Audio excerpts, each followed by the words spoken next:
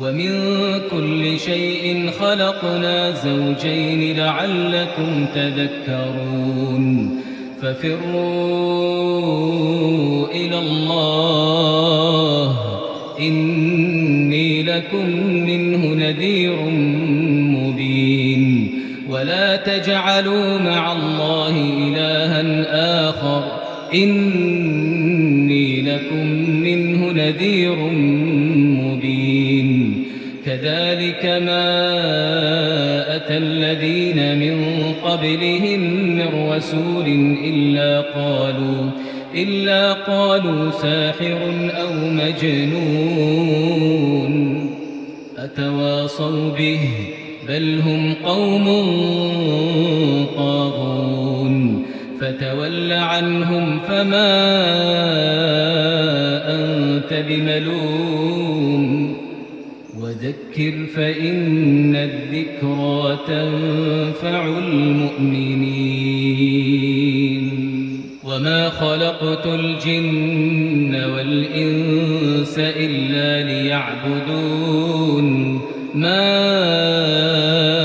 أريد منهم من رزق وما أريد أن يطعمون إن الله هو الرزاق ذو القوة المتين إن الحمد لله نحمده ونستعينه ونستغفره ونتوب إليه ونعوذ بالله من شرور أنفسنا وسيئات أعمالنا من يهده الله فهو المهتدي ومن يضلل فلا هادي له وأشهد أن لا إله إلا الله وحده لا شريك له وأشهد أن محمدا عبده ورسوله صلوات الله عليه وعلى آله وصحبه أجمعين lẹ́yìn ọpẹ́ tí yàn ti ń fún Allah subhanahu wa ta'ala lórí àwọn orí ẹ̀ tó ṣe fẹ́ nìkọ̀ọ̀kan wa orí àlàáfíà ni orí mímí ni orí jíjẹ ni orí tó ṣe ká ní pé tí ẹwọ́ bá gbé tí bá bẹ̀ sí kà á lè dé ògógó rẹ̀ wa in ta'uddu ni'matallahi la tuhsuha orí Ọlọ́run bá pọ̀ lórí wa léyìí tó ní agbára wallah lakin qalilu min ibadihi shakur ó kéré ní àwọn ẹrú sí Ọlọ́run ọba tí ń ṣọpẹ́ Ọlọ́run à ń tọ́ kí o kà wá kọ́ àwọn ẹrú sí rẹ tí wọ́n rí ọpẹ́ ṣe gbogbo àwọn oore tí a mà àti tí a mà tí ọba dẹ́dà ṣe fún wa gbogbo ẹ̀ la ṣọpẹ́ fún ọba dẹ́dà lórí rẹ̀ bí ta ṣe wá kéré mọ́ la ṣe ṣọpẹ́ yìí bí ta Allah subhanahu wa ta'ala ṣe tóbi tó kò sí nǹkan tó yé ọlọ́mọ ṣàjọ gbọ́pẹ́ asáyọ̀ ọpẹ́ fún ọ ọlọ́ikú méjì ọlọ́run lájẹ́ kan ṣọlọ́ wala hawla wala quwwata illa billahi al-aliyyil azim báyìí náà ṣe ìkẹ́gẹ̀ tó péye fún aṣáájú ẹ̀dá ẹni tí agbẹ́yìndé kó bá fi lè jẹ́ ìkẹ́gẹ̀ fún gbogbo aráyé ìkẹ́gẹ̀ lé àwọn sàhábà ìkẹ́gẹ̀ lé àwọn tabi'in àtàwọn tabi'in ìkẹ́gẹ̀ lé tiwọn náà lọ́mọ ṣàjẹ́ kí ìkẹ́gẹ̀ rẹ̀ mọ́ṣàjẹ́ lẹ́nìkọ̀ọ̀kan wa bá mọ́jọ́ ó fò wá dá ìwà ní ìṣe ní ọ̀rọ̀ ní tí yẹn ó ṣe tí ìkẹ́gẹ̀ tí ó fi di ohun tí èèyàn ní fi ní ẹ̀tọ́ sí Ọlọ́run má jẹ́ ó hó yẹnu ọkàn àdípò tí a fi sí ọlọ́ìkí méjì Ọlọ́run lájẹ́ kan ṣọlọ́run la hawla wala quwwata illa billahi al-aliyyil azim gẹ́gẹ́ bí ètò wá sí wa tí ò ní òun náà ni ẹ̀kọ́ tí a padà kọ́ nínú wá sí wa àkọlé tí wá sí wa tí ó padà magbérì òun náà ni a'malu nabiyyi sallallahu alaihi wasallam al-ula fil madinatil munawwara òun náà ni àwọn iṣẹ́ àkọ́kọ́ tí ànábì ṣe nígbàtí ó dé ìlú Madina tí a fi ìmọ́lẹ̀ fi atàn ìmọ́lẹ̀ ká sínú rẹ̀ onímọ́lẹ̀ fakullu dawlatin dakhala fiha al-islam fahiya madinatu munawwara gbogbo ìlú tí islam bá ti wọnú rẹ̀ ó ti di ìlú kan tí ó ti kún fún ìmọ́lẹ̀ ó ti di ìlú ìmọ́lẹ̀ ẹ̀rí káwá ṣe ìtìláàkẹ̀ káwá gbélé madinatu munawwara pé madinatu munawwara láláì má já sí pé àwọn ìlú míì tí Islam ti wọ̀ tó ti wọ̀ ká gbókọ̀ yìí fún Madina nìkan yàtọ̀ sí ìlú míì tí Islam ti wọ̀, àwọn àfáà ní kò fẹ́ ní ẹ̀tọ́. tí a bá wọnú al-Qawl al-Mufid li Sheikh Salih ibn Uthaymin, àfáà ṣàlàyé ohun tó farajọ tó túmọ̀ sí pé gbogbo ìlú tí Islam bá ti wọ̀ báyìí asbahat munawwara, òun náà ti di ìlú ìmọ́lẹ̀. ọlọ́mọṣà ṣe ìlú wa ní ìlú ìmọ́lẹ̀. gbogbo ìlú tí ẹnìkọ̀ọ̀kan wá gbé ọlọ́mọṣà bá wa ṣe ní ìlú ìmọ́lẹ̀. ètò tàbá wà nínú ìlú ìmọ́lẹ̀, oyè ọlọ́run bọba dẹ́dà mọ̀ ká ní kò jìnà sẹ́nìkọ̀ọ̀kan wa mọ́. gbogbo kù díẹ̀ tí a bá ń ṣe ọlọ́mọṣà yáfẹ́ mi àti yín mọ́jà kú lóye, mọ́ṣà yíwa padà kí a tó lọ kárí dáadáa ṣe, ká sì yí dáadáa gbé dọ̀dọ̀ ọba dẹ́dà ètò ipò òun lójú lọ. tọ́yì àwọn iṣẹ́ àkọ́kọ́ tí Ànábì gbé ṣe nígbà tó dé ìlú Madina, nígbà tí a bá fẹ́ yìnrìn àjò lọ sí ibì kan, a máa bi ara wa pé báwo ní ṣe gé owó gbà, báwo ní ṣe gbàwé gbà, pàtàkì jù àwọn tí wọ́n lọ sílùú òyìnbó, báwo ní ṣe ríṣẹ́ gbà, báwo ní ṣe wá tí ṣe wóyìnbó kan fẹ́ tí ń ta rẹ̀ fi gbàwé, àbólómi fẹ́ lọ kéwú, báwo ní ṣe rí mọ̀ṣúrò projet tí wọ́n gbé projet fún mi, wàhálà lòlòmí ò mọ̀ sáré sí. ohun tí ń jẹ́ ohun tó tìtorí ẹ̀ fi lọ ó ṣeéṣe kó ṣe kí ni kó jábọ́, kò ní rí mú. Annabi sallallahu alaihi wasallam laqad kana fihi uswatun hasana, ẹ̀kọ́ rí ń bẹ lára Annabi sallallahu alaihi wasallam kìí ṣe fún gbogbo yàn liman kana yarju Allaha wal yawmal akhir, gbogbo ẹni tí ń ranka láti pàdé Ọlọ́run bá lẹ́sẹ̀ ògbèjì, tóun bá ti kú òun ó lọ pàdé Ọlọ́run bọba dẹ́dà. gbogbo ohun tóun sì fẹ́ ṣe gẹ́gẹ́ bí iṣẹ́ àti ilé ayé náà lòun ti ṣe láti lọ bá Ọlọ́run bọba dẹ́dà. ẹni tó gbà pé ìjọ kan bẹ tó wọn padà dúró yaquma amama rabbihi lil hisab, òun dúró síwájú ọba dẹ́dà láti lè ṣe ìṣó gbogbo ohun tó ń ṣe láyé. tí yẹn bá ti mọ̀ bẹ́ẹ̀, èyàn ó kọ́ sí Ànábì. gbogbo àwọn ohun tí ń jẹ́ sírọ́tò nàbàwíyà lórí ìrànràn, amare el-imbar wal-inzar, imbar wal-inzart, wáàsí a máa tara rẹ̀ a fi mọ́ kọ́ wọn kan ẹ̀kọ́ ni fún wa. gbogbo wa táwọn náà bá ń lọ síbi tá a fẹ́ lọ gẹ́gẹ́ bí ìrìn àjò, àbí a fẹ́ kó ládùúgbò kan sí àdúgbò kan, ẹja wo ara Ànábì kí báwo ìgbésẹ̀ wo l'Ànábì gbé. àkọ́kọ́ laqad kana hijratu rasulillah sallallahu alaihi wasallam ila al-Madina ta'ni yani àkọ́kọ́ hijra tí Ànábì gbéra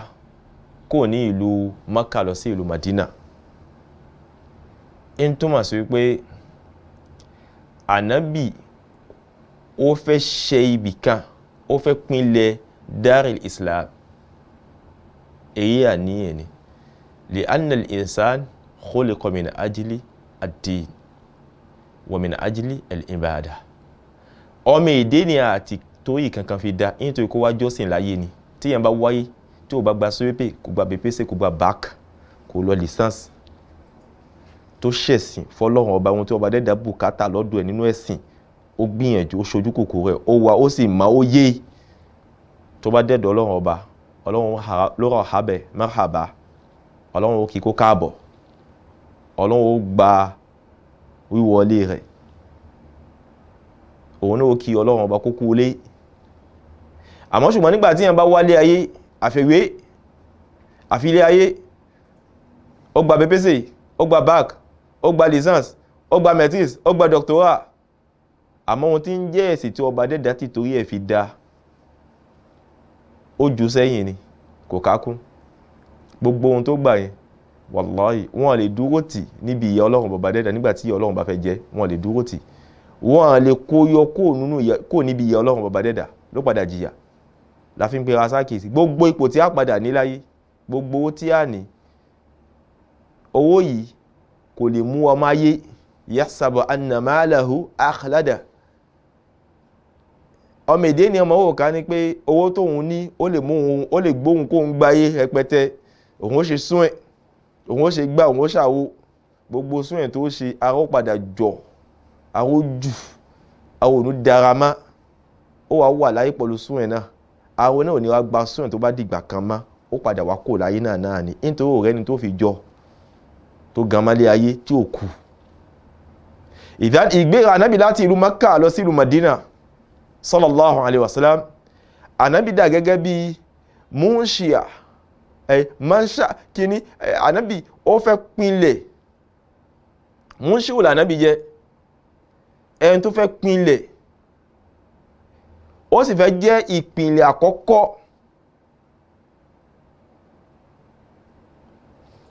tí ó mọ̀ jẹ́ ìlú tí wọ́n fi ìsìlámù fi mọ̀ darí. Nítorí pé lákòókò yẹn lórí ilẹ̀ kò sí ohun tí ń jẹ́ ìsìlámù, ìlú kan tó dádúró fún ìsìlámù tí ìsìlámù ṣe kí ni, tó ṣe ká mí wọ́n fi ìsìlámù wọ́n fi ń tó ohun tí ń jẹ́ ètò ìgbésí ayé wọn, ètò ìlú wọn. Wíwá kó Mákà nígbà tí ayé ò gbà Nábì Mákà, tọ́lọ́run pa Nábì láṣẹ pé àkókò tó gbéra láti ìlú Mákà lọ sí ìlú Madina. Tó bá ti dé ìlú Madina, ìpinnu tí Ànábì ti pinnu láti Mákà tó fi dé ìlú Madina ni pé kí ni, tó ń bá dé ìlú Madina, òun ó ṣe ìlú Madina ní ìlú tí ìsìlámù tó jẹ́ ìpìnlẹ̀ tí àwọn ó fi ìsìlámù fi pinlẹ̀ rẹ̀. Ìsìlámù wà ṣẹ́ láti ìlú Madina fi kárí gbogbo ohun tí ń jẹ́ anha ila alam kullihi, gbogbo ohun tí ń jẹ́ ẹ̀ka táwọn èèyàn bá ti ń ṣẹ̀mí. Subhanallah al-karim. Ẹwọ fíkọ̀ gbogbo àwọn náà fẹ́ kó ibì kan lọ sí ibì kan ni, o gbọ́dọ̀ béèrè pé kí lójúṣe rẹ tó fẹ́ ṣe tí ìsìlámù bùkátà lọ́dọ̀ rẹ tó gbọ́dọ̀ ṣe sáwùjọ tó wà. Gbogbo àwọn tá ń kéhùn, gbogbo àwọn tá ti ké, tàwa jókòó lé, a gbọ́dọ̀ mọ̀ bíra wa. Èwo ni ìbàjẹ́ tí a bá? Èwo ni ìbàjẹ́ tèmi àti yín bá? Ṣé ìbàjẹ́ tí a bá náà gbogbo àwọn akúlé yíyẹ bẹ́ẹ̀ ni? Àbí ànáníyàn pé ìbàjẹ́ yìí tí ò bá tẹ̀lé parẹ́ ẹ̀jẹ̀ àtún, òun mú ẹ̀ kí dé tí ẹ̀ kó lọ́nú ẹ̀, fahadha ni'matu azima, ìdẹ̀ra tó nípọn ni. A máa ń bí wa nù ràkàtíyà, àwa náà bá wa ṣe ràkàtíyà, akúnú ràkàtíyà ìlàmátà dìgbàwó. Gbogbo ohun tó gbọ́dọ̀ mọ mú nígbàyà kó wá gẹ́gẹ́ bí ẹni tó kọ́ ẹ̀kọ́ ẹ̀sìn. Nítorí pé kí ni ọlá ẹ̀sìn, kí ni orí ẹ̀sìn nígbà tí yẹn kọ téyàn òyìn lè fi jàǹfààní. Àkọ́kọ́ náà tarfa'ul jahla an nafsik,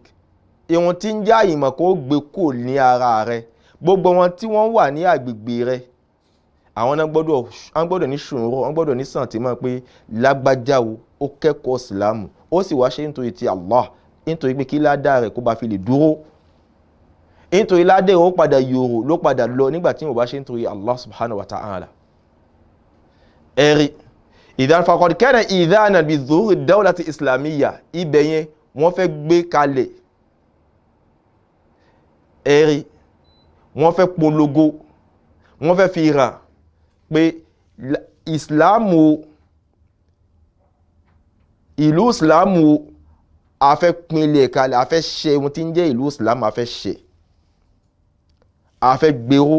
bí ishrafi munshi'iha al-awwal Muhammadin sallallahu alayhi wa sallam. Tàlẹ̀ tó fẹ́ pinlẹ̀ rẹ̀, Ọlọ́run fẹ́ pinlẹ̀ rẹ̀ gbéyọ Ànábì sallallahu alayhi wa sallam. Ànábì ò kó Mákà lọ sí ìlú Madina kìí ṣe torí kankan, nítorí pé kí ara fi lè tú ni,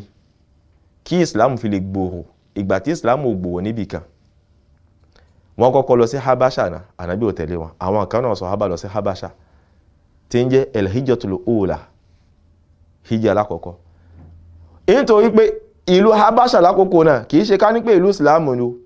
àmọ́ ṣùgbọ́n àwọn alùkìtàbù ni, ètò wọn súnmọ́ ti ìsìlámù. Nígbà tí wọ́n dọ̀dọ̀ Nàjáṣí, tí Jàfàr tó ka sọ́tù Maryam fún Nàjáṣí, ó ní èyí o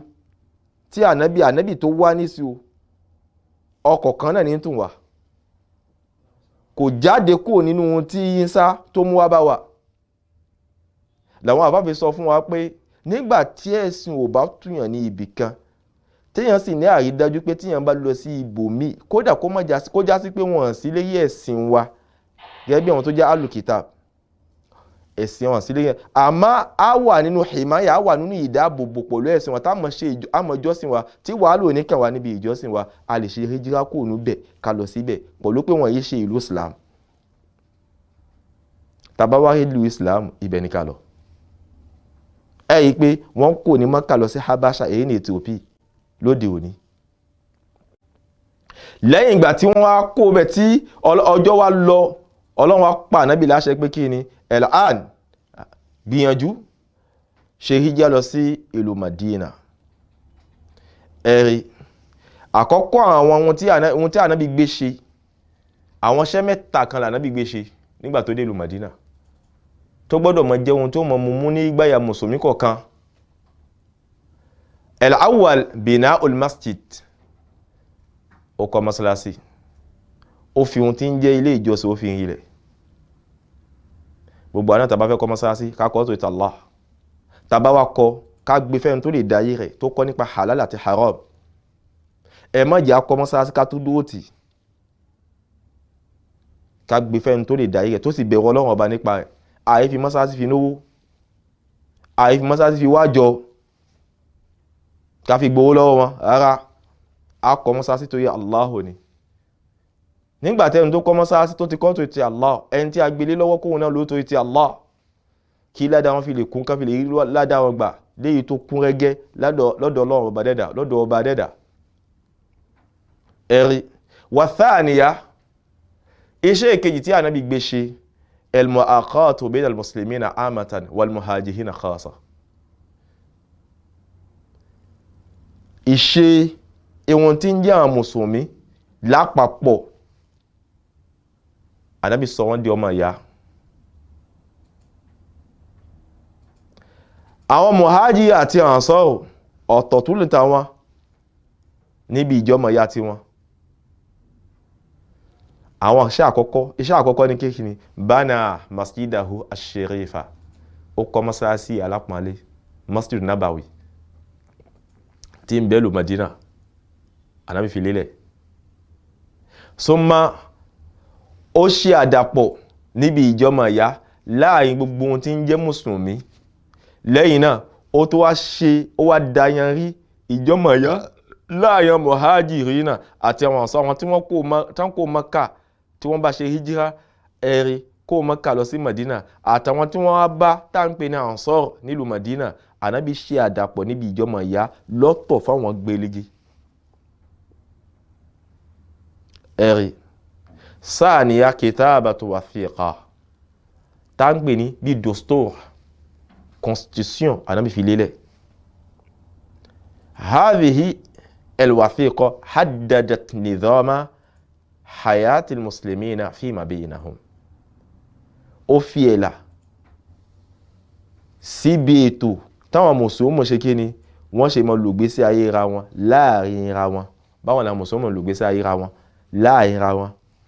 wa awdahat alaqatahum ma'a ghayrihim bi surati ama wal yahud bi surati khasa ó wá tanná ó tàmálẹ̀ gbélégédé sí ìbáṣepọ̀ láàrin wọn sí àwọn ẹni lémi tó yìí tí ṣe mùsùlùmí bákan náà èyí tó tún wá jẹ́ tàwọn Yahudi àwòrán yóò tún wà lọ́tọ̀ bánàbí ṣe gbé kalẹ̀ ni gbogbo ẹni tó bá fẹ́ lo ìṣẹ̀mí ní ìṣẹ̀mí tó rọrùn ẹ̀yin náà wò el-masjidu buniya akọ́ mọ́sálásí èyí tó yí pé kí ni wọ́n gbọ́dọ̀ ní ibì kan tó gbọ́dọ̀ wọn pa wọ́n pọ̀ tí wọ́n bá ní ibì kan tó ń pa wọ́n pọ̀ kò lè ṣe sábà bí tí ìfẹ́ ó fi ṣe kí n tó fi kún rẹ́gẹ́ nínú ọkàn wọn nígbà tá bá yíra wá gbà gbogbo tá bá ní ìyà ìjọ ó parí àyèmọ́ yíra ẹni òun ló fa ní ìjà fi ń gbòòrò fi kún nígbà tẹ́ bá yíra yín mọ́sálásí ní ìgbà gbogbo tí ẹ bá mú ìjẹ́ mùsùlùmí ó ṣe kí ni ló mọ̀ ní ìdàgbàsókè khutwa ẹlẹ́kejì tí Ànábì ṣe òun ní pé kí ni pa ẹlẹ́kejì tí Ànábì gbé ní pé kí ni ó pa àwọn muhajiri àti ansar ó sọ wọ́n di ọmọ ìyá ó sọ wọn mùsùlùmí wọ́n di ọmọ ìyá. àwọn ìbáṣepọ̀ kan tó lè wáyé láàrin ẹbí síra wọn tí ṣe ká ní pé wọn bùkátà wọ́n sọra wọn di ẹbí látàtàrí pé ìjẹ́ mùsùlùmí ti ń bẹ lára wọn. subhanallah al-karim. sanabda fanatahaddasu an bina'il al-masjid awwalan. a sọ̀rọ̀ nípa masjidu anabi sallallahu alaihi wasallam ìgbà tí anabi délu Madina ẹ̀rì tá a bá fẹ́ lọ̀lú nísìn kí láàmà wá ọmọ ẹ̀gbọ́n bàbá kan tí ń bẹ bì kan ọmọ àbú bàbá kan tí ń bẹ bì kan ọmọ tẹ́yìn kan ọmọ ọkọ̀ kan wọ́n láàmà fi aago fi gbá tó bá dé ọ̀hún ẹ ṣe bẹ́ẹ̀ ni ire ni ló kò láwòrán èèyàn ló fẹ́ sọ rẹ̀ di màlẹ́kà níbi ìwà dáadáa ẹ jẹ́ kó lóṣù mẹ́ta ló wà fi ìwẹ̀ ló fi hàn yín. àwọn ló pọ̀ láyé nísìn àmọ́ pọ̀ ló pè yí ní pọ̀ láyé ẹni tí ń ṣe dáadáa kó má fi dáadáa sẹ́yìn kó má ṣe dáadáa ẹni. ìbàjẹ́ ènìyàn kò ní dáṣẹ́ ọlọ́run ọba dúró. iṣẹ́ dáadáa táwa ti ń ṣe tọ́lọ́run ti kádàrá mọ́ wa pé ká máa ṣe òun ni ká máa ṣe èèyàn kan wá gbé tiẹ̀ wá tó gbá burú wá ẹ̀ mọ́ wò tiẹ̀. ó ṣeé ṣe ọlọ́run fẹ́ fi dá wa náà ní ipò kan ọlọ́run fẹ́ ní ká dé láyé iṣẹ́ wo ò lè débẹ̀ àmọ́ mùsíbà yẹn lọ́lọ́run ó fi kàn wá láfi débẹ̀ ìbẹ̀bẹ̀ iṣẹ́ ń bẹ tọ́mọ èdè nìyàn ipò tọ́ba dẹ́dà rẹ́sẹ̀ fọ́mọ èdè nìyàn gbà mí iṣẹ́ lè mọ́ gbé débẹ̀ iṣẹ́ lè mọ́ gbé débẹ̀ ọlọ́run wa ní kí mùsíbà kan kàn wàláhì mùsíbà yẹn ló padà kàn ló wàá ṣe sùúrù léyìí rẹ̀ mùsíbà tóun náà gan ò lè ṣe sùúrù léyìí rẹ̀ tí ò lè húyẹnú ọkàn ń pé òun lè ṣe sùúrù léyìí rẹ̀ tó bá sì di ọlọ́run ó kọ ọmọ ṣe ló ṣe sùúrù léyìí rẹ̀ látara pé ọlọ́run fẹ́ fi rajà oore fún ó fẹ́ fi rajà oore fún níbi ohun tí ọba dẹ́dà rẹ́sẹ̀ fífún gẹ́gẹ́ bí ipò tó padà wá dé wàláhì náà ni pé gbogbo ẹni tí ń ṣe bí ẹ̀fọ́ níbi ilẹ̀ kó máa ṣe bí ló padà rí tiẹ̀ èyí ni kó má di àwa lọ́wọ́ níbi oore tàbá ní ẹni tó fẹ́ dé sọ́dọ̀ wa ká gbà èèyàn kan ti ṣe bẹ́ẹ̀ ti tẹ́lẹ̀ èyí ní òbúkátà káà sọ pé kí ni afẹ́ dínà rẹ̀ èrè. ìdán kama ulima anna naqatahu sallallahu alayhi wa sallam barakat fi mawdin kana al-ghulamayn yatimayn min al-ansar gẹ́gẹ́ bí ó ṣe wá nínú sírọ̀ àlàyé nípa ìtàn ànábì sallallahu alayhi wa sallam pé ràkúnmí tí ó gbé ànábì láti Mákà lọ sí Madina nígbà tó dé Madina ànábì náà filẹ̀ nítorí pé ìbẹ̀lẹ̀ tí a ń pa láṣẹ ibi tó bá dẹ́dà bá pa láṣẹ ibẹ̀ ló padà dé nígbà tí ló padà bà sí nígbà tí ràkúnmí fẹ́ bà sí àyè kan tó jẹ́ ti ọ̀dọ̀ àwọn ọ̀dọ́kùnrin méjì tí wọ́n jọ mọ̀wó kan ẹ̀rí wọ́n jọ mọ̀wó kan wọ́n jọ mọ̀ Madina tó wá já sí pé sọ̀hábítà ń pè ní As'ad ibn Zarara qad ittaqadahu musalla ó ti mọ́ àyè náà láyè tí wọ́n kírun nítorí pé àwọn kan ń bẹ wọ́n ti gba ìsìláàmù wọ́n sì ti ń kírun ṣọ́jú kánàbí tó dé lu Madina walladhina tabawwa'u ad-dara wal iman yuhibbuna man hajara ilayhim wala yajiduna fi sudurihim haja mimma utu àwọn kan ní wọ́n ti ní ìmánì ànábì wa bá wọn ìmánì ti ń bẹ lọ́kàn wọ́n ti ń darí ìrun Sa'ad ibn Zarara ti ń darí ìrun ní ìlú Madina kánàbí tó dé ìlú Madina ẹ̀rí. ìdán àwọn arákùnrin méjì yìí wọ́n ń bẹ ní abẹ́ Sa'ad òun ní ṣàmójútó wọn ẹ̀rí. Sa'ad kana yusalli bi ashabihi fihi fa amara Rasulullah sallallahu alaihi wasallam an yabna dhalika al-mawdi'a masjidan. Ànábì wa ní àyè tí ràkúnmí yìí bà sí o òun náà ni àṣẹ láti ọ̀dọ̀ Allah subhanahu wa ta'ala pé kákọ́ ní kíni kákọ́ mọ́sálásí ẹ̀rí. àkọ́kọ́ ni ànábì wá bí tó sùn Allah akbar kabira ànábì wá kọ́ mọ́sálásí kó adágbà sàlátù lẹ̀ kó fi lè bí owó ara ànábì ò ṣe ẹ̀rí. ẹja kọ́rùn yàn lẹ́sìn tó yáyì tó ní àlàáfíà ẹ̀rí ẹ̀sìn pé a fẹ́ kà kan pọ̀ yí báyìí ẹ̀rí a bá bí wọ́n ta bá yìnyàn kan pé kó kà ìkàkókà ni wọ́n máa ń kà at-ta'lim léyìí tó ní bí tó kákọ́ wọn èèyàn jẹ́ bí tó ṣe wáyé bí tó ṣe dára ká gbìyànjú nígbà tó bá ti di pé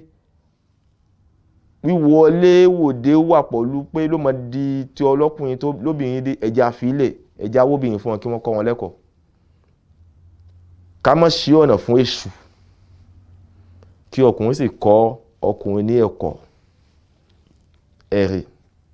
tó bá di pé a fẹ́ ṣe wáàsí fún wọn a fẹ́ ṣe ìdánilẹ́kọ̀ọ́ fún wọn náà ni ẹja dígàgà rẹ̀ kọkùnrin wà níbi kan kó mọ ṣe wáàsí fún àwọn obìnrin nítorí pé ọ̀pọ̀ obìnrin náà nísìn ọjà náà ni ohun tó jẹ́ ohun tó gbajúmọ̀ lọ́dọ̀ wọn wọn fẹ́ kọ́ ẹ̀kọ́ nípa ẹ̀sìn àfọjà àfiṣẹ́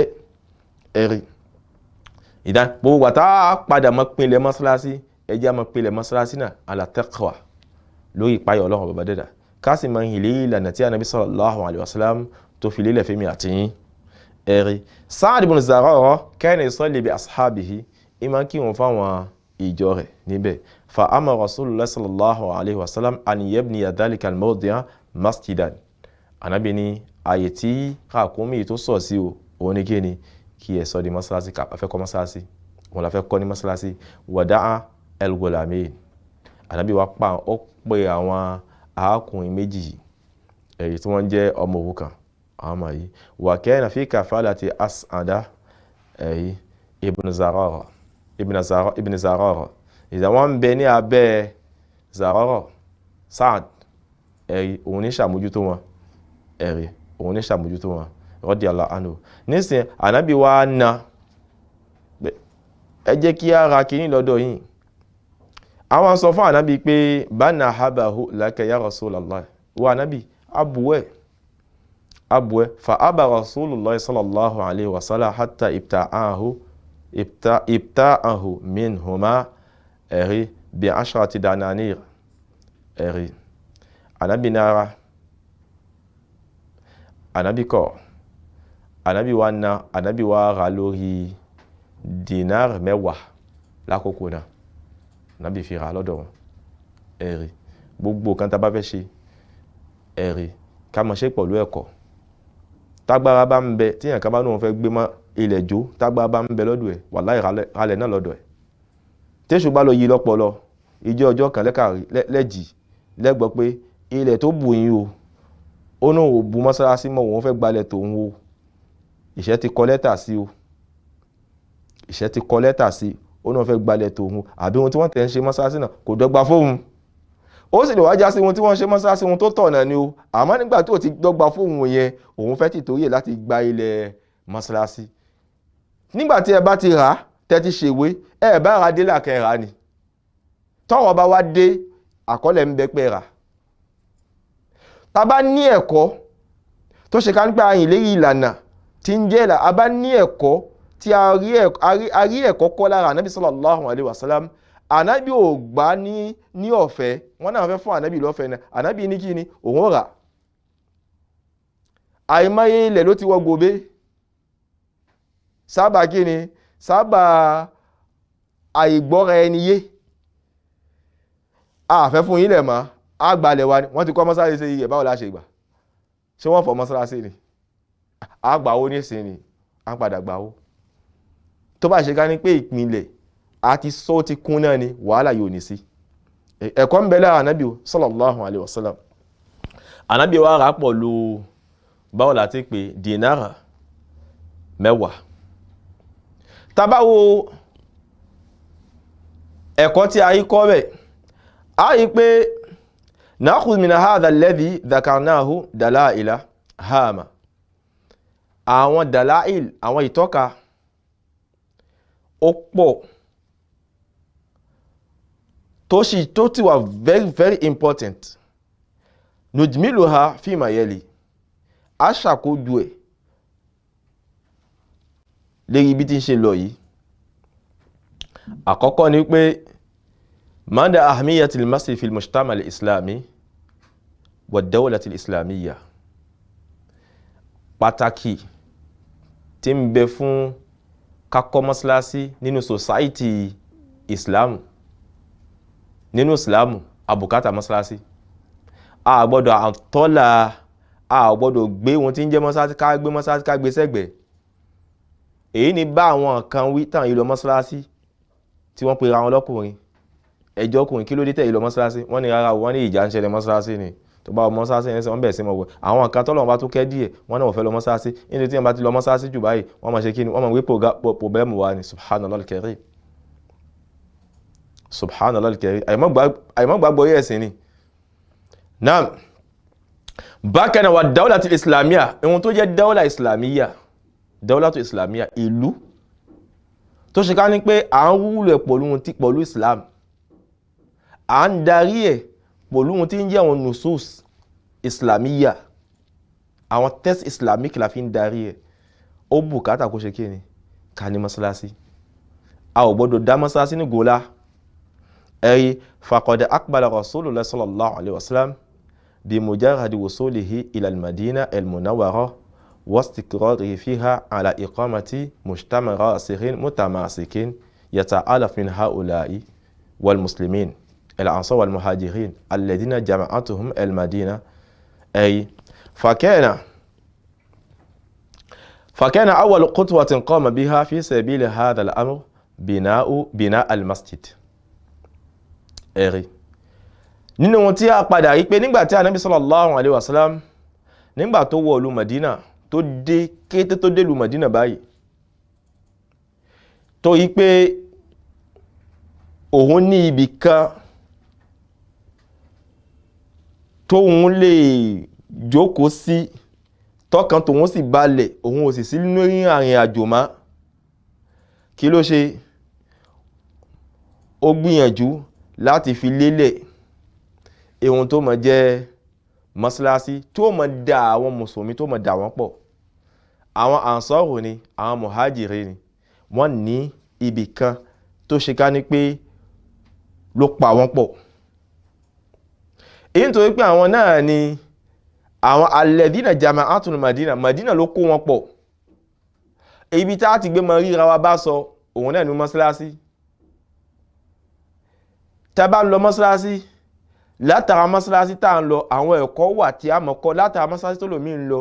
Tó bá kírun lẹ́yìn ìmámù tí ìmámù tó ṣe ká ní pé ń kírun dáadáa tí kì í rẹ̀ dáadáa, ó lè mọ Suratul Fatiha lẹ́yìn tó bá kírun. Tó bá dúró ọdún kan bí tètè ẹ bá ṣe le tó, kò sí bí tètè ó ṣe le tó dúró ọdún kan ló mọ Suratul Fatiha. Látara kíni? Látara jàmá tí ń lọ, látara mọ́sálásí tí ń lọ. Ẹ̀yí pa àkọ́kọ́ tí Ànábì gbé, Ànábì ṣe kíni? Ó kọ́ mọ́sálásí. Ẹ̀yí Ànábì kọ́ mọ́sálásí. Nítorí pé iqamatul masjid fa inna iqamatul masjid awwal wa aham rakizati fi bina'il mujtama' al-islami. Àkọ́kọ́ ìpìnlẹ̀ àkọ́kọ́ tí a bùkátà tí Islam lè fi rinlẹ̀ òun náà ní kíni? Mọ́sálásí. Tàbá ti wà tó jẹ́ pé àìkan tó wá ṣe ká nígbà tí ń ṣe Islam tó jẹ́ pé àyè Islam ni a bùkátà kọ́kọ́ mọ́sálásí. A ò gbọ́dọ̀ gbé mọ́sálásí sẹ́yìn. Ẹ̀rí nítorí pé mọ́sálásí ذلك أن المجتمع الإسلامي إنما يكتسب صفة الرسوخ والتماسك بالتزام نظام الإسلام وعقيدته وآدابه وإنما ينبع ذلك كله من روح المسجد. gbogbo ohun tí wọ́n ń jẹ́ mujtama al-islami, gbogbo ohun tí ń jẹ́ society Islam, society Islam, agbègbè tó jẹ́ agbègbè tí Islam ti wà, ó gbọ́dọ̀ gbìyànjú láti lè máa rí ìròyìn kan, láti lè máa rí àwọn ẹ̀kọ́ kan,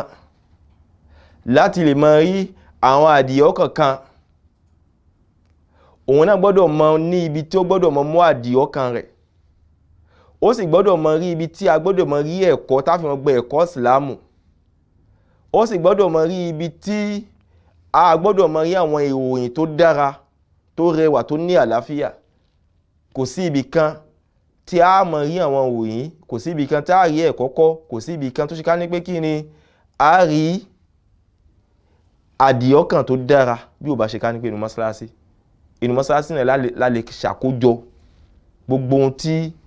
ó bá jẹ́ ohun tó ti jẹ máa lámọ̀rí ẹ̀sìn, inú mọ́sálásí náà láṣẹ kí ni láti gbé jókòó láti lè gbà gbogbo kan tẹ́lẹ̀ inú mọ́sálásí ni. Mọ́sálásí dà gẹ́gẹ́ bí parlement ni mọ́sálásí jẹ́ fi wákìtì nàbí fi wákìtì nubuwa lásìkò ànábì sallallahu alaihi wasallam. Inú mọ́sálásí làwọn èèyàn ti fẹ́ kọ́ ẹ̀kọ́, inú mọ́sálásí láti fẹ́ ṣe ìjíròrò báwo la ṣe fẹ́ jagun gbà, inú mọ́sálásí la ṣe ìjíròrò báwo ni àwọn nǹkan tó tọ́ sáwọn èèyàn ní àgbègbè láwọn tó ṣe ká ní pé wọ́n ń bẹ nínú àgbègbè wa, kí ni wọ́n bùkátà, kí ni wọ́n lára. Ìjíròrò inú mọ́sálásí láti fẹ́ ṣe ẹ̀rí tó túmọ̀ sí pé mọ́sálásí àbùkátà inú mọ́sálásí láwùjọ tó tí Islam bá ti bẹ, gbogbo bàtà bá ti gbọ́ pé Islam bẹ ní ibì kan ká ní àkólé kan báwo ni mọ́sálásí tó ṣe débẹ̀, ẹ̀kọ́ yìí ń bẹ lára Ànábì sallallahu alaihi wasallam. Ìpínlẹ̀ gbogbo kan inú mọ́sálásí afẹ́ kóra wájọ inú mọ́sálásí ni ẹ̀rí gbogbo ohun tó jẹ́ nìzọ́mì Islami àti àdábì ẹ̀rí àti gbogbo ohun tí ń jẹ́ àwọn ẹ̀kọ́ rẹ̀ ẹ̀rí inú mọ́sálásí náà ló ti ṣe kí ló ti fọ́nká. Àtàrà mọ́sálásí lánìfẹ́ ra wa nígbà tí kíláàsì wo bá jọra wa, kíláàsì sòsíàlì wa ẹ̀rí kíláàsì tó yàtọ̀ ni. Èèyàn kan jẹ́ dèpítè, èèyàn kan jẹ́ sẹ̀yàn, èèyàn kan jẹ́ mẹkanísìn, gbogbo á pàdé nínú mọ́sálásí tá à ń yẹra wa gbà gbogbo ẹ̀ tá à ń fẹsẹ̀ kọ ẹsẹ̀ tí à ń tó sáfù ẹ̀rí pé ìfẹ́ kan ó ṣe kí ni ìfẹ́ kan ó wà láàrin wa, a sì ní nítàrọ́ fún a ní ìgbéraga léra wa ẹ̀rí ìgbéraga ò ní sí léra wa ẹ̀rí a ní tàrọ́ fún léra wa èmi mọ jù ẹ́ lọ àní ni. A rí pé ìsìlámù ti parapọ̀ gbogbo àjọ ọmọbì kan náà a sì jọ ń kírun bí kan náà a sì wà lẹ́yìn ìmámù kan, ìmámù yìí a sì ní ọ̀wọ̀ fún, a ló jẹ́ ní àpọ́nlé fún wa nítorí pé a rí pé kò sí ohun kò sí ipò tí a wà, kò sí gbogbo ẹ̀yìn tí wọ́n yìn wá, à ń tò sẹ́yìn ìmámù ni, a gbọ́dọ̀ bọ̀wọ̀ fún ìmámù yìí ẹ̀rí. Islam ẹ̀sìn tó dáa ni, Islam ẹ̀sìn tó wà organize ni. Àwa tí a fẹ́ ṣe àwa ló kù ká organize ra wa gbọ̀nà tí Islam fẹ́ ẹ̀rí. Islam ẹ̀sìn tó wà organize ni, mẹ́wàá ta fẹ́ ṣe Islam adó àfẹ́wọ̀ organize ẹ̀rí. Naam al-khutwatu thaniya níwà àṣàṣà ká má bàa sọ pé ká kó sínú ọgbà ìjọba àsìkò. Al-ukhuwa bayna al-muslimin, báwo ni Ànábì sallallahu alaihi wasallam ó ṣe dá ohun tí ń jẹ́ àwọn mùsùlùmí ó sọ wọ́n di ọmọ ìyá ìjọ ọmọ ìyá láyé àwọn mùsùlùmí. Summa inna rasula sallallahu alaihi wasallam akha bayna ashabihi min al-muhajirin wal ansar. Ànábì dá wọn pọ̀ ó sọ wọ́n di ọmọ ìyá, àwọn muhajirin àwọn tí wọ́n kó Makka àti àwọn tí wọ́n bá ní Madina. Akha baynahuma ala al-haqq ó ní pé kí wọ́n mọ bẹ ní ìjọ ọmọ ìyá, ó sọ wọ́n di ọmọ ìyá lẹ́yìn òdodo àti kí wọ́n mọ ṣe dédé,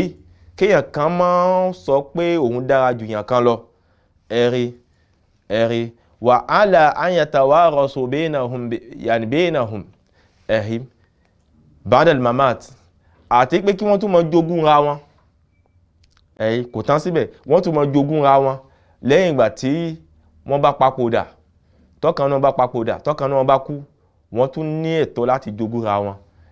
Ìṣọ́ wọn ní ọmọ ìyá yìí kò dúró ní ìṣọ́ ọmọ ìyá ìsìlámù nìkan, ó kọjá ẹnu ààlà, ó wọ ìjọ ọmọ ìyanu ẹbí, nítorí pé ìjọ ọmọ ìyanu ẹbí àwọn asbabul irs asbabul irs àwọn sábàbí tí a fi máa ń jogún al-qaraba ń bẹ nínú rẹ̀. Téèyàn ò bá ní ìtàn mákan kò lè bí pé ló jogún ẹni tó kù. Àmọ́ síwájú al-muslimuna àwọn mùsùlùmí qalla adadul muslimina an dhak, àwọn mùsùlùmí òun kà wọ́n kéré lákòókò náà, wọ́n sì fẹ́ kú, kò sí tàbí ṣùgbọ́n wọ́n sà kú iná náà ni ẹ̀rí. Tí wọ́n bá ti kú àwọn tó mọ ní ẹ̀tọ́ sí ogún wọn kó mọ jẹ́nu wọn mọ ìyá wọn tó ṣe ká ní pé wọ́n jẹ́ mùsùlùmí wọ́n mọ jogún ká mọ jogún wọn.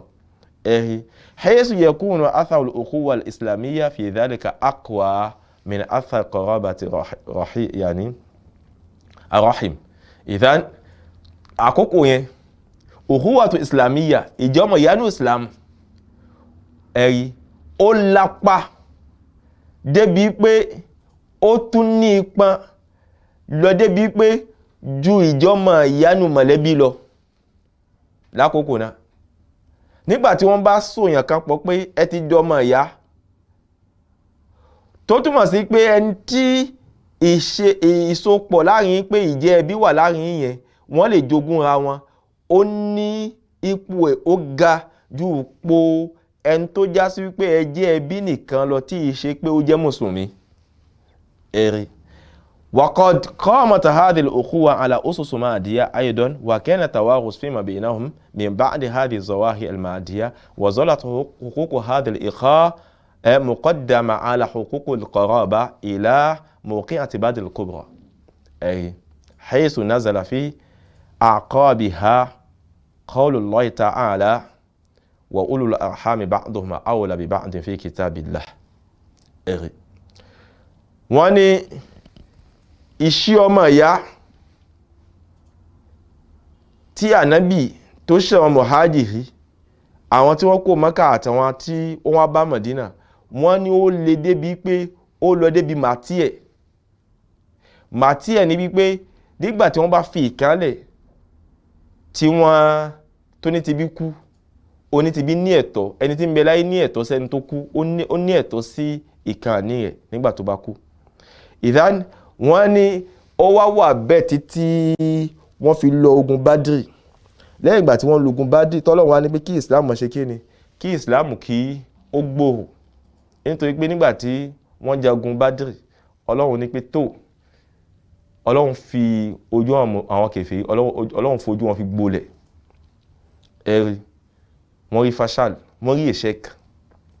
ìsìláàmù bẹ̀ sí ń lo òkè àtàràbẹ̀ ọlọ́run wá nínà sáà ọlọ́run parí ààyè rẹ̀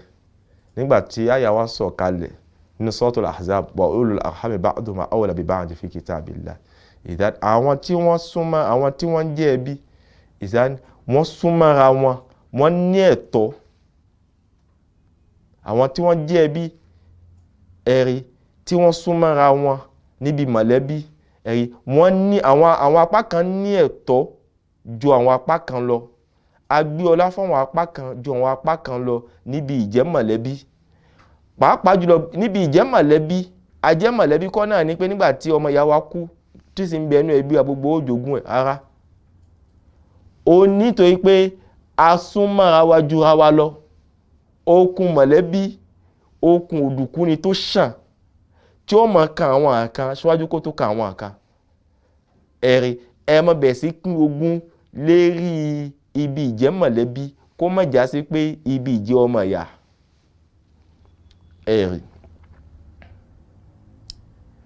ìwásokùn ẹbí pọ̀. Islam ó jẹ́ ẹ̀sìn tó ṣe ká ní pé ó fi kíní yìí ó fi ń rinlẹ̀ tó bá ṣe ká ní pé àfẹ́kẹ́ ẹbí kú ni ló wà lérí bẹ́ẹ̀ ni mùsùlùmí ó máa jogún mùsùlùmí ni àwọn aláṣepọ̀ lérí ilẹ̀ yìí báyìí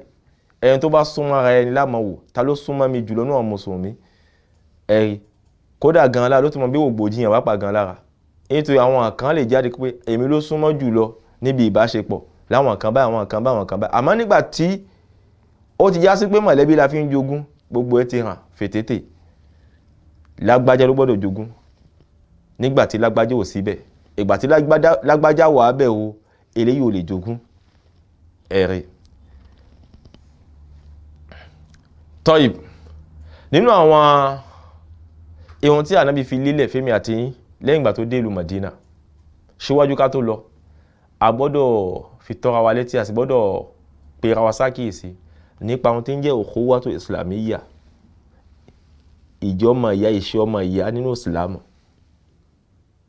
nígbàtí a bá wò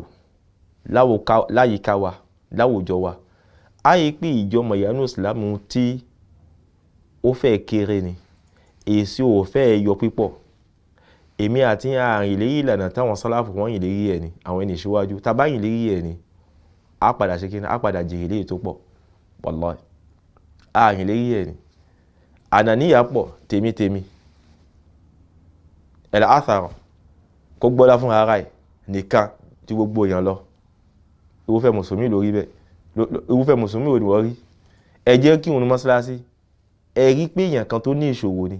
ẹ má jẹ́ kó ẹ má hàn kàn pé kó wá bá yín náà ẹ̀yin ẹ lọ bá wallahi oríire ni fẹ́yìn kẹ́ lọ bá ẹni tó fẹ́ ṣoore fún yàn ó gbọ́dọ̀ ní àpá tètè òun ó gbọ́dọ̀ ní àpá tó bá mọ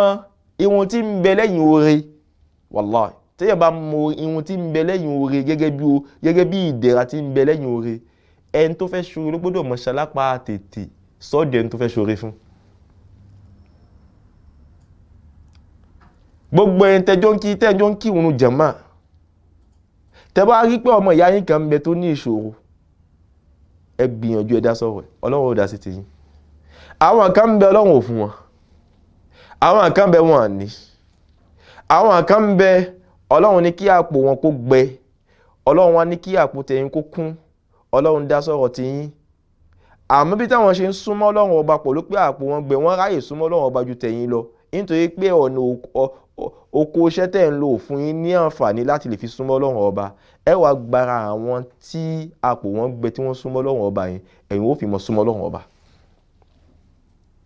ẹ fi mọ̀ súnmọ́ ọlọ́run ọba àwọn kan ń bẹ ẹ sọ wọ́n di àtẹ̀gùn tẹ́yìn ó fi súnmọ́ ọlọ́run ọba náà ni kí ẹ ṣoore fún wọn ẹ ṣoore fún wọn lẹ́yìn ó fi súnmọ́ ọlọ́run ọba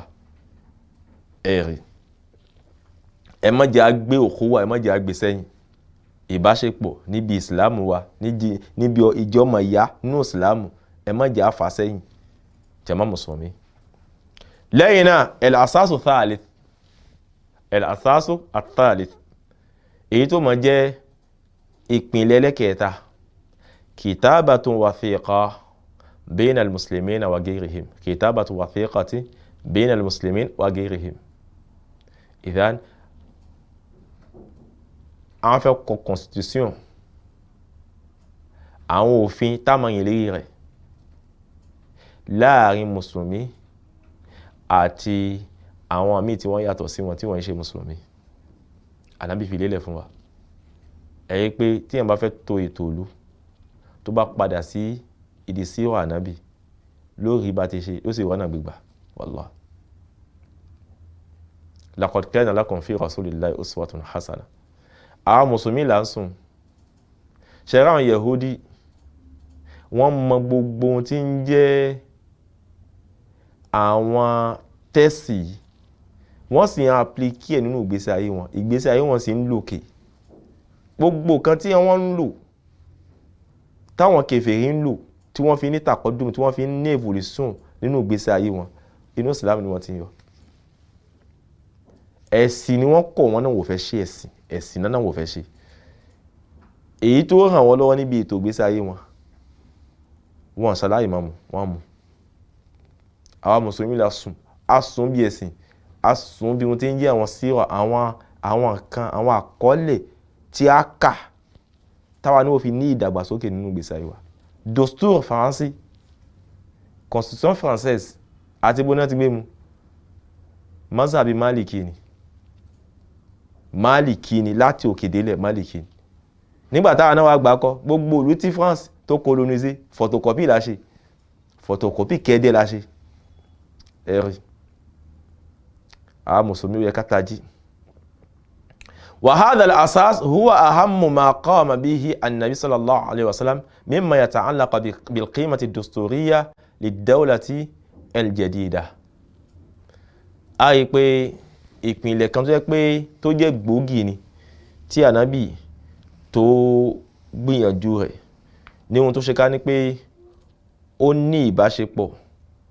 níbi ìgbésí tí a fẹ́ gbé nínú ìlú nígbàtà pé dáwọ́látò islamiyya ẹ̀rì.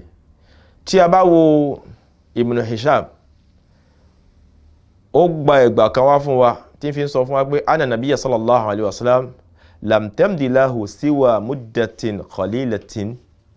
في المدينة حتى اجتمع له إسلام عامة أهل المدينة من العرب ولم يبق دار من دور الأنصار إلا أسلم أهلها. الله أكبر. wọ́n ní ànábì olùgbà tó pọ̀ wo nílùú Madina, ànábì olùgbà tó pọ̀ nílùú Madina débi pé tó ṣe ká ní pé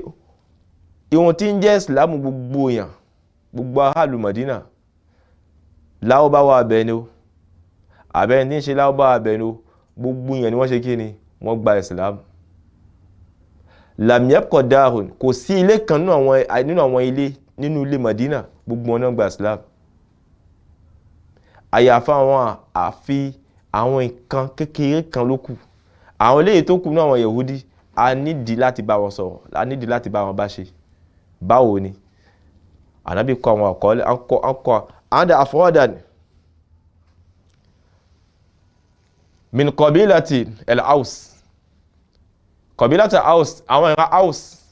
àwọn ìran kan ni àwọn eléyìí ló kù nínú wọn. ó kọ àwọn ìran kan nínú wọn tó jẹ́ pé kí ni nínú wọn ó kù àwọn tí wọ́n gba Islam. ànábì wá ṣe kí ni fakataba Rasulullah sallallahu alaihi wasallam kitaban bainal muhajirin wal ansar. ànábì ó kọ ohun tí ń jẹ́ àkọọ́lẹ̀ láàrin muhajiri àti ansar, báwo ni wọ́n ṣe bá wọn lò ẹ̀yí. àti bákan náà ó sì wá kọ àkọọ́lẹ̀ báwo ni ìbáṣepọ̀ wọn pẹ̀lú àwọn Yahudi. ó kọ wọn àkọọ́lẹ̀ tí wọ́n mọ̀yìn léyìí rẹ̀ táwọn Yahudi ó mọ̀yìn léyìí rẹ̀. tọ́lọ́hun fún wa ní àkókò, Ọlọ́hun ní kí àkókò náà kó gùn. tákòókò bá ṣe fà sẹ́yìn ni a fà sẹ́yìn, a máa lè fà sẹ́yìn ó ti lọ ẹ̀rẹ̀ tí a fi lè ṣàlàyé ẹ̀ fúnra wa. ànábì bá àwọn Yahudi ó bá wọn ṣe báwo la ti pè àsọlẹ̀ tí wọ́n kọ̀wé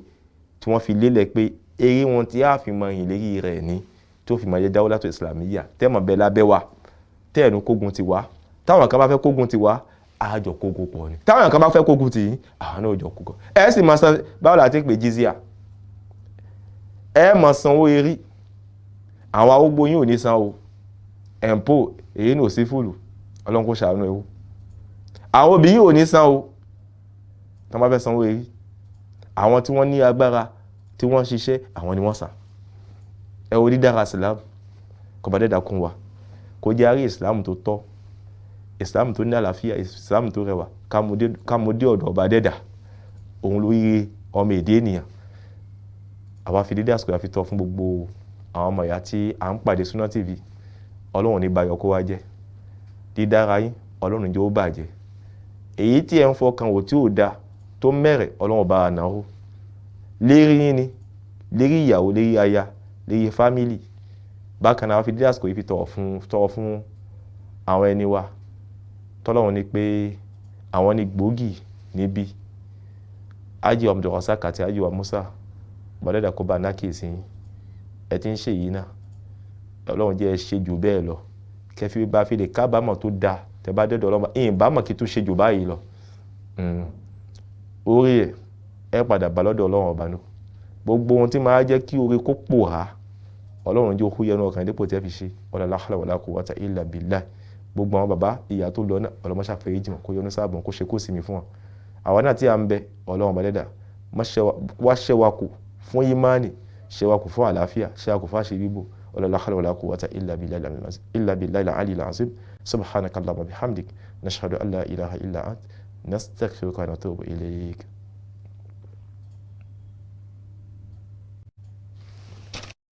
Allah